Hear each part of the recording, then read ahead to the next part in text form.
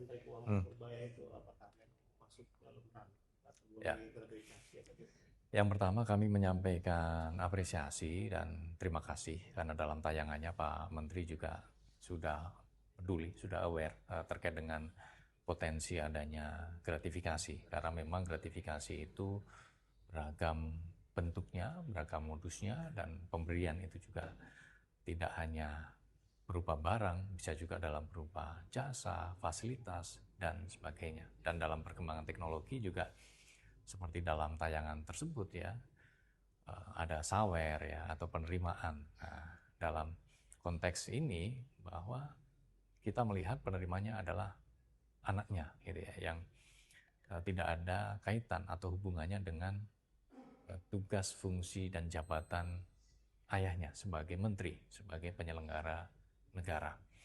Ya, namun demikian jika memang masih ada keraguan, silakan dapat berkonsultasi ataupun melaporkan kepada KPK, karena tentu nanti setiap laporan akan kami analisis dan hasil analisisnya nanti akan menentukan apakah menjadi milik penerima atau menjadi milik negara.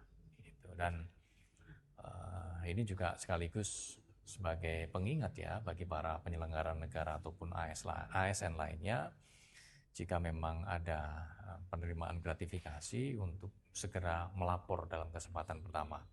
Karena dalam ranah pencegahan kita punya batas waktu 30 hari untuk kemudian melaporkan atas penerimaan tersebut. Nah, lebih bagus lagi kalau pada kesempatan awal kita bisa langsung melakukan penolakan. Ramadan ini apakah memang sudah? Enggak, hanya sedikit orang aja yang tahu, bukan rahasia umum.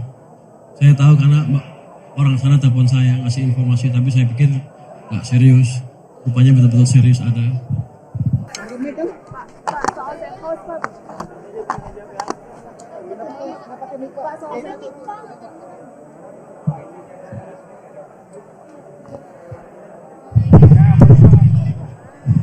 Tes 1 2.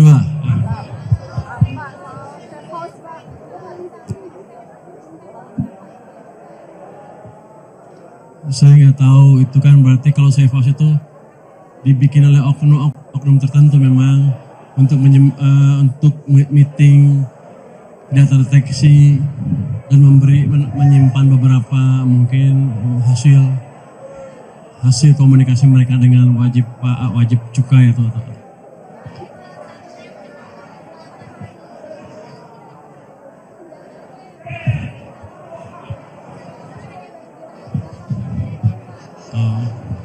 yang biaya cukai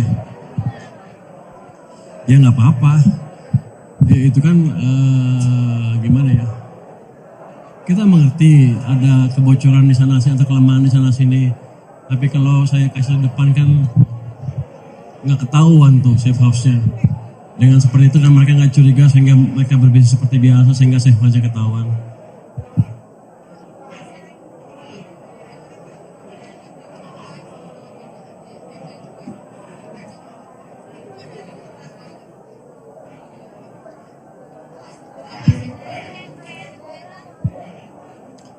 Untuk saat ini belum, saya 2-3 bulan ke depan saya akan fokus ke kinerja pajak dan bea cukai, memastikan bahwa mereka memperbaiki pejabat-pejabat di level bawahnya sehingga mereka bisa bekerja lebih bersih dan lebih efisien.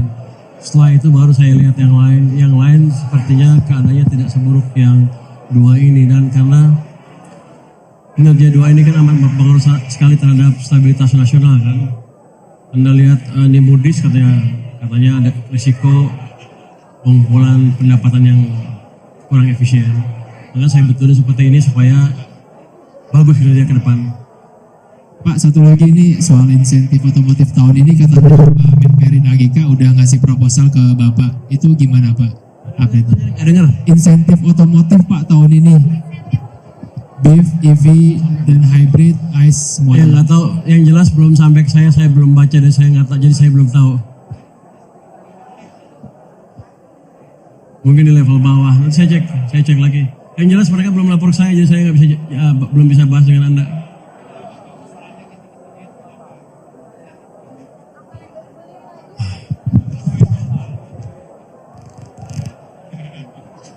belum nyampe, mana gue tahu kok masih gini ngeraba-raba. Saya begitu saya baca, saya analisa nanti saya akan putuskan apakah pantas dikasih insentif atau perlu dirubah nggak insentifnya. Tanya lagi, nggak tahu saya belum dapat. Oke, lagi. Kenapa nanti Pak? Ya. Di kuartal 1 nanti? Hah? Kenapa? Apanya? Pak, kalau operasi gelap pasti ada safe house-nya. Tempat di mana mereka bisa berkumpul, nggak terdeteksi siapapun. Itu biasanya handphone juga nggak boleh masuk, biasanya tempat kayak gitu. Selalu ada. Jadi tempat yang strict untuk para pejabat yang terlibat saja yang bisa masuk.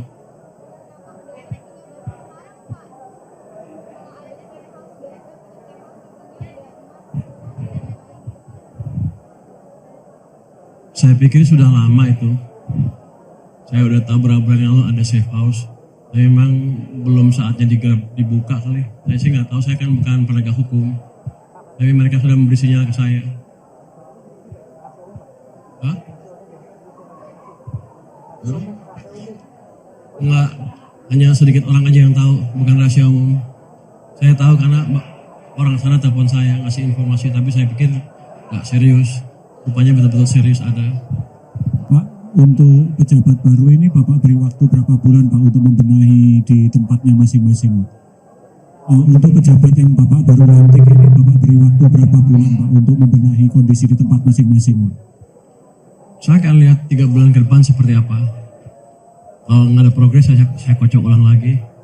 Atau kalau masih ada tempat-tempat yang seperti yang saya datangin kemarin, di mana masih ada praktek bisnis tanpa bayar PPN, ya, kan pasti itu negosiasi sama orang pajak atau bea cukai di lapangan kan. Kalau itu masih ada, setelah 3 bulan masih ada, ya akan saya lihat. Kalau ketahuan saya akan kocok ulang lagi sampai level kanwilnya. Itu berlaku untuk DJP dan DJPC-nya juga gitu. Dua-duanya berlaku. Mereka sedang memperbaiki semua di bea cukai, sedang memperbaiki struktur di bawahnya. Setelah ini mereka juga akan konsolidasi memperbaiki struktur di bawahnya. Yang jelas message-nya clear. Kalau mereka main-main, kita akan bereskan. Dan di pertengahan tahun saya akan evaluasi semua kinerja pajak dan bea cukai. Saya nggak akan pusing-pusing kompromi sini situ pembuktian. Pokoknya kalau jelek, ya sudah, saya kocok ulang. Cukup ya? Iya.